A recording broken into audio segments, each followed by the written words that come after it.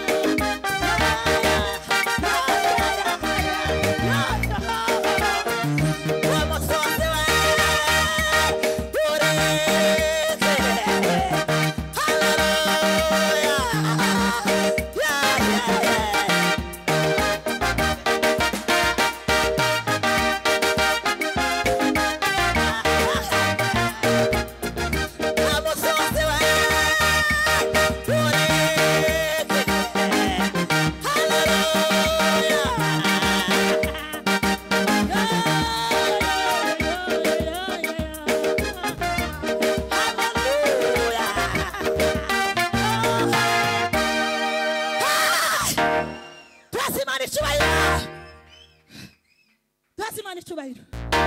Zamura nawe biragukwiriye. Zamura ugahetse. Twese Imana ubwiza. Imana niyo kwizerwa. Biba! Biba!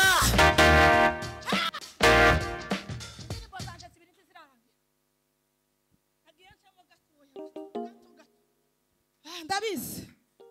Ngiye gusoza. Tugire gukimana ubwiza. Data wo mwijuru ari kumwe natwe. Ndabatumiye ku cyumweru kanone. Muzoze murebe guhimbaza Imana. Hazaba hari abacuranzi nk'abangahe hariya. Nawe uzaba uhari nawe. Uzaba uhari, tazaba uhari niko nakazi ke. Ariko ndabizi ko abacuranzi bazipanga hari. Iyo mpamvu babona naje mpagaza. Nza numva ubwiza bw'Imana bwamanutse. Ari ikintu kiza kintera ubwoba. Iyo nitereye mu materaniro nkabona nta mucuranzi urimo nzagira ubwoba. Ariko iyo mpamvu n'umucuranzi uje kuncurangira neza nkanezerwa amateraniro akagenda neza. Nza numva mpamvibura. Kazamvibura. Bakushiramo gatoya kadacuranga gatoya nkumukunga. Hajya nkunda. Amateraniro agubwe neza. Amateraniro agubwe neza. Mucanga mukimbe hishiri.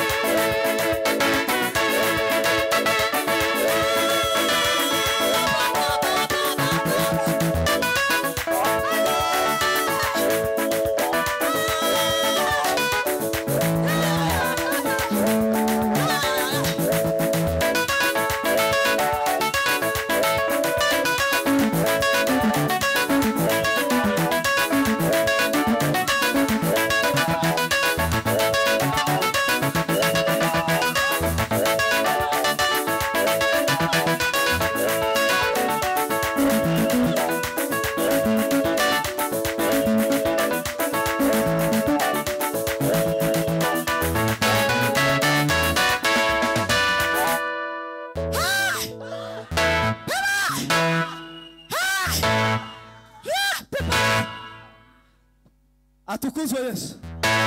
Nimwike hasi.